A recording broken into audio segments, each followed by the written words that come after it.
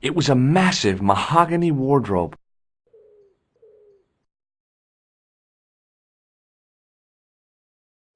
There was nothing in the wardrobe apart from a vague, lingering smell of camphor.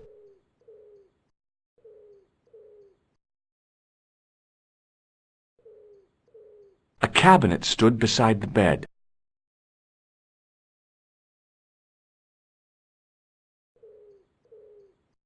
The cabinet was empty, but it smelt of onions. No kidding, it really did.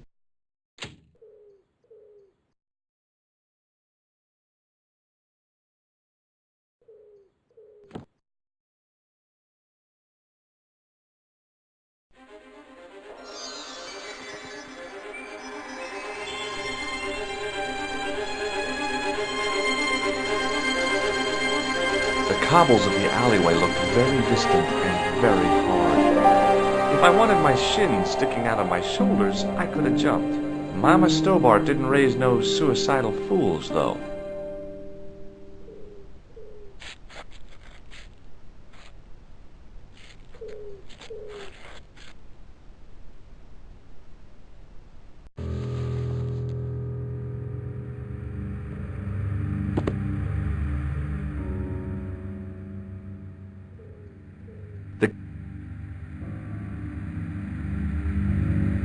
The assassin had been too smart to leave incriminating evidence beside his bed.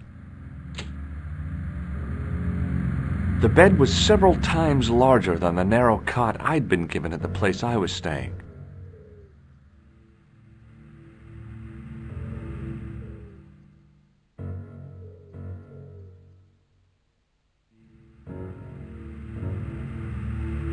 The bed was freshly made, and the crisp white sheets told me nothing about the killer's habits. It was the battered leather briefcase I'd seen Plantar carrying just before he died.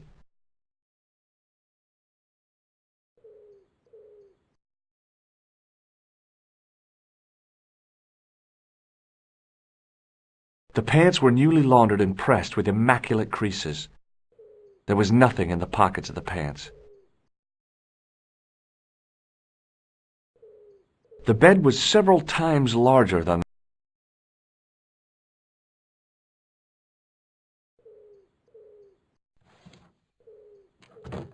I searched the interior of the briefcase, but, as I'd half expected, it was empty.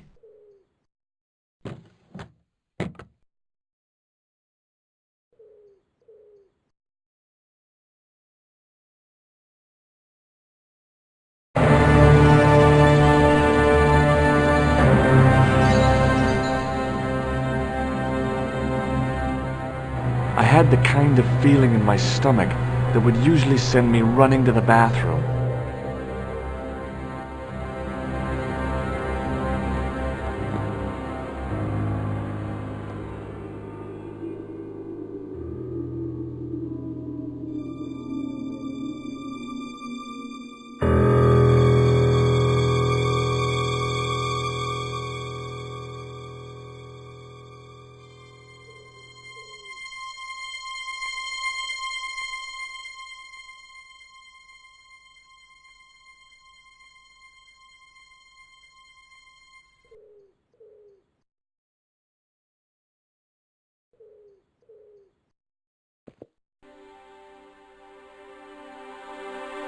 The pants matched the jacket which the killer had lost in Paris.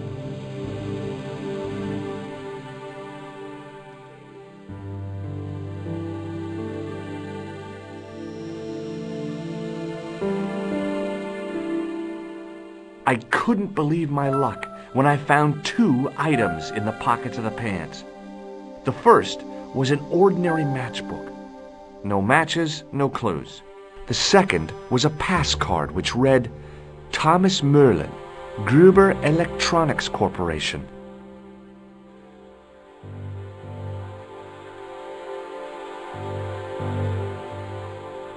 The matchbook bore a pattern of swirling color and the words, Club Alamut.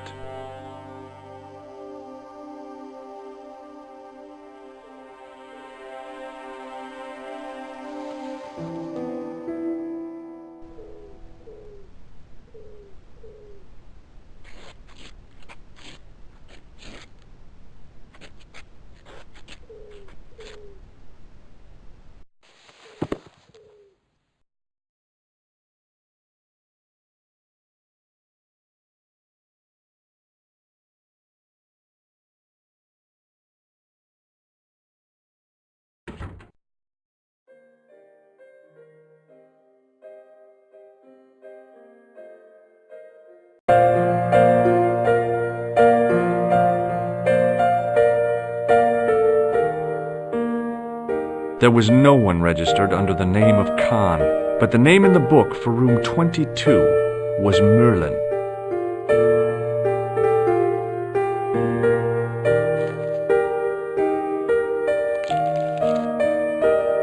The clerk wore a disdainful expression, like he'd been born with it. What now, monsieur? I'd like to retrieve something from your safe. Ah, oui, monsieur. May I see some form of identification? Like what? A driving license, perhaps? I don't drive. Your passport? I don't have it with me. I could show you my operation scar. I'm sorry, monsieur. I must have some form of unique ID. You won't find a more unique ID than my scar.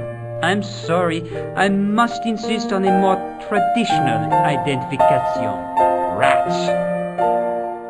Does this pass mean anything to you? That is Monsieur Merlin's property. That's right. Merlin the murderer. I want to see what he's left in your safe. Impossible. I cannot betray his confidence, no matter what you say he's done.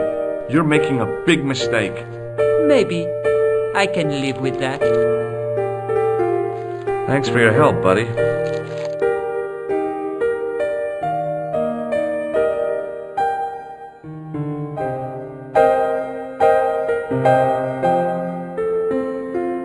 Hi, ma'am. Hello, George. What can I do for you now?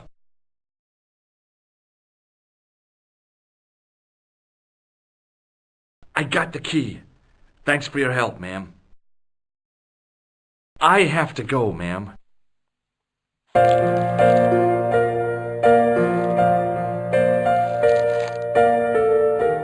Excuse me, didn't I see your picture in the news? You're that Nobel Prize winner from some unpronounceable Eastern European state. Yes, that is me, in person. I don't want to worry you, but have you had any threats on your life? You know, mysterious phone calls, letters made up of headlines cut from the newspaper. I don't know what you're talking about. Do you recognize this man? He calls himself Khan. Yes, I know this man. Why do you carry his photograph? I'm a private detective. Have you seen a clown? I beg your pardon? The clown. A guy in funny pants. Have you seen him? My pants are from England. Marks and Spencer. They are a pleasure and a comfort to wear, with much support. I'm real glad to hear that. You know, it's good to know you Nobel Prize winners are human too. In my country, the people make do with string and egg cartoons. For pants? For everything. Oppression is the mother of ingenuity. Thanks for your help. Goodbye. I recognized the guy. It was the Nobel Prize winner from the country whose name I couldn't pronounce.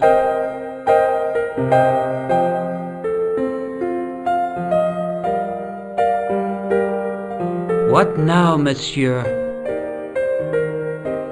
Do you know a man named Plantow? No, monsieur.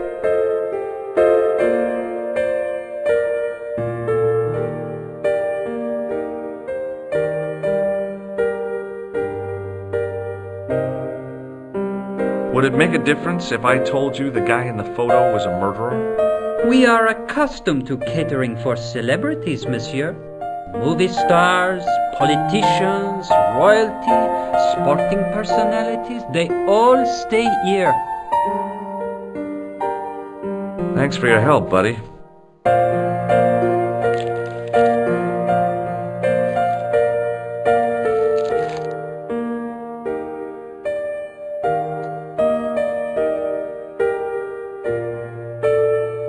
Bonjour, couleur. Hi, it's George. I have the address of the killer's hotel. If you're going to pay him a visit, take care. Remember, that guy's a professional. Thanks. I'll be fine.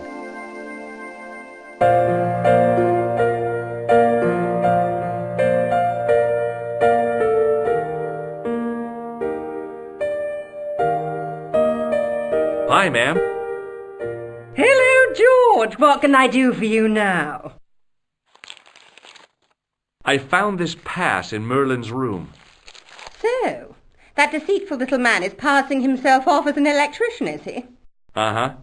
This guy probably has a million faces.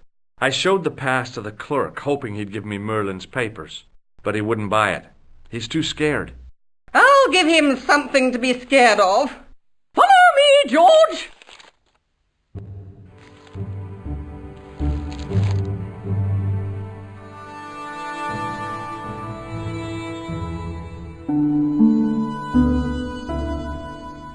Did you place a package from Merlin in the hotel safe? I did, madame.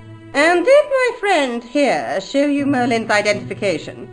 Indeed he did, but What's the problem? he isn't Merlin. A mere academic detail. Give him the package. But that is against the law. I happen to be a justice of the peace, you silly man. I am the law. If he tries anything, shoot him, George. My pleasure, Lady Piermont. One moment, please.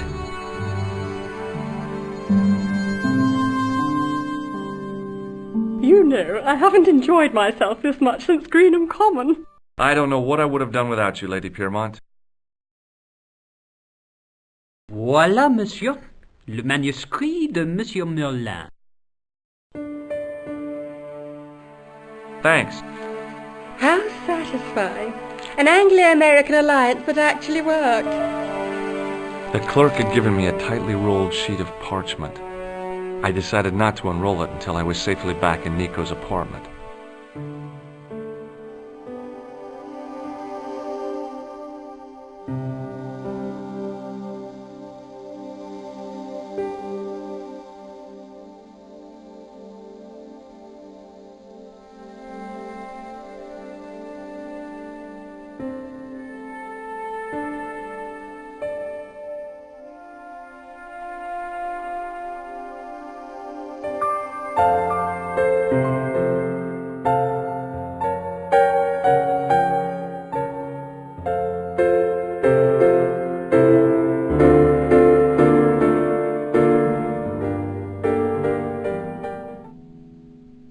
Just a minute, monsieur. What's your problem? No problem, if you cooperate. What do you want? Just a routine security check, nothing to worry yourself about. Oh, well, all right. Search him, Flap. You bet!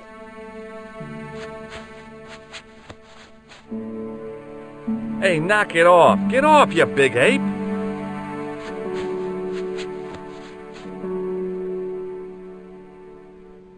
Is this what you're after, Guido? See, that's it. I can explain everything. Well, almost everything. Too late. You're on your way to feed the fishes. I'm allergic to fish. I break out in blotches when I eat tuna. Let's go.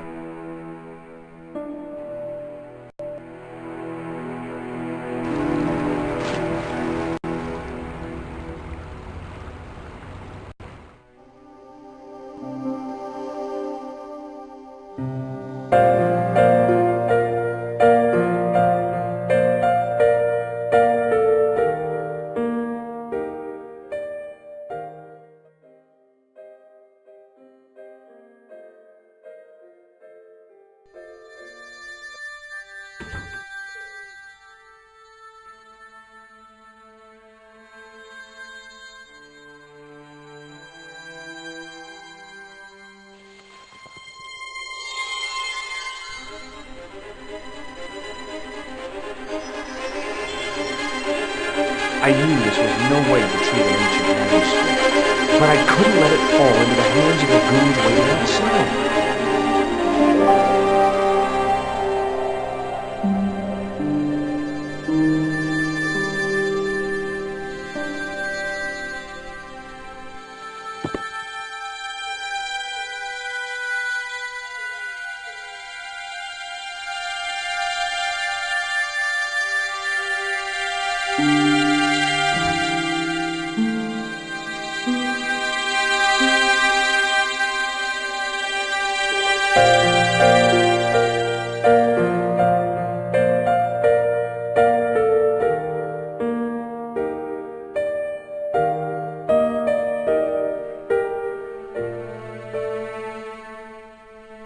Just a minute, monsieur. What's your problem? No problem, if you cooperate. What do you want? Just a routine security check, nothing to worry yourself about. Oh, well, all right. Search him, Flap. You bet.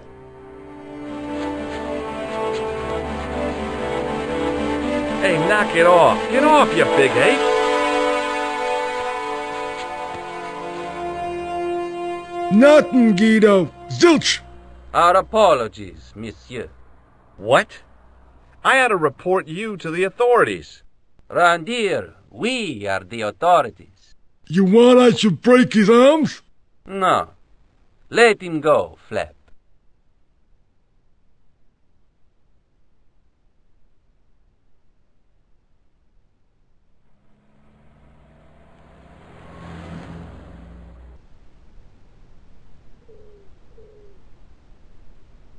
If the manuscript was what Flap and Guido were after, they were going to be disappointed.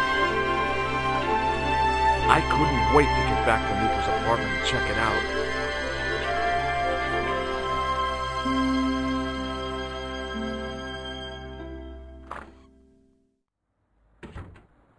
You're just not going to believe what I've found. It's not another part of the clown's costume, is it?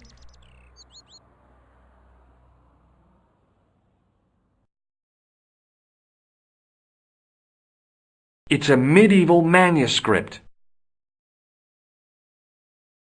Khan left it in the safe at the U-Boo. It's incredible. Is this what he took from Plantark? It could be, which means it's worth enough to kill for. Look there, two guys on the same horse. Oh, yeah. Maybe they couldn't afford one each. What of it? Have you ever heard of the Knights Templar? Their official seal was an image of two knights sharing a horse. Whatever this manuscript means, it's connected with the Templars. How come you know about these knights? I learned about them while writing an article on the Crusades.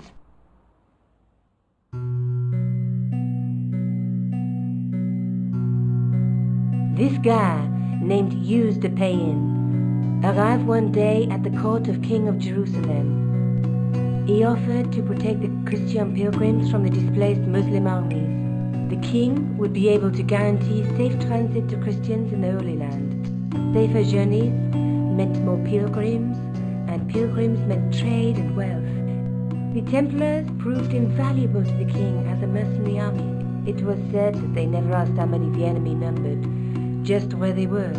And as the years went by, the Templars grew in wealth and numbers. They were so rich, even kings came to them for loans.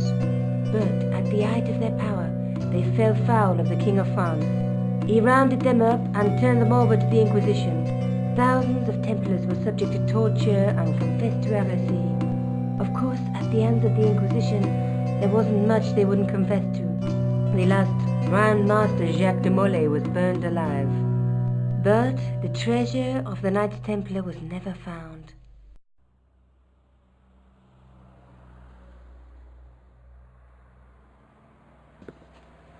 Jeez. So the treasure is hidden, waiting to be discovered? If there ever was a treasure, it's been lost for 600 years. Anyway, we're supposed to be investigating a serial killer, not a medieval treasure trove. But maybe that's what the clown and his accomplices are after. Maybe this manuscript is the key. You'd better leave it here for safekeeping. Think about it, George.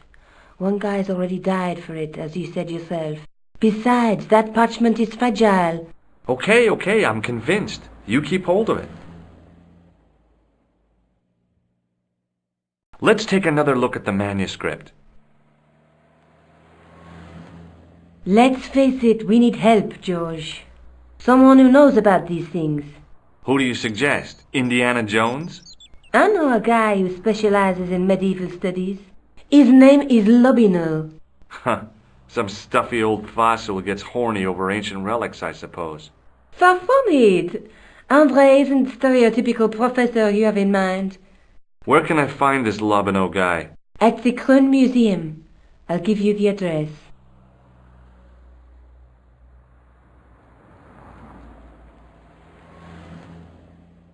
A knight with a crystal ball. Now, there's something written on the scroll beside the knight. Yes, but it's written in Latin. Per disciplinam mea lux videbis. By my teachings, you will see the light. You speak Latin? Where did you learn a trick like that? A trick? I studied law, okay? I can read Latin. My, you're touchy. Tell me that again. Through my teachings, you will be enlightened.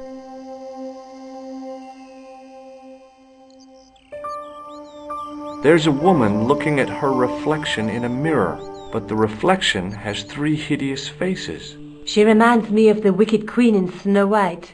She was the one who said, "Mirror, mirror on the wall," wasn't she? She made me cry so much when I was a kid. Mom carried me out of the movie theater. She didn't frighten me in the least. Like I said, I was only a kid. I didn't like the crocodile in Peter Pan either.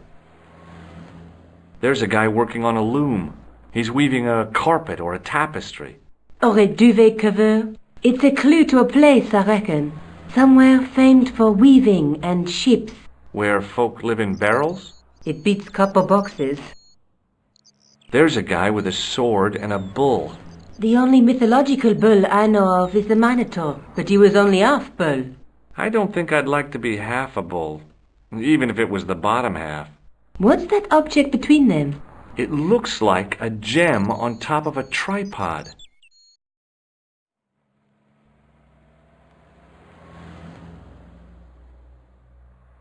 Maybe I'll check out the Kroon Museum. I'm sure you'll find it useful, George.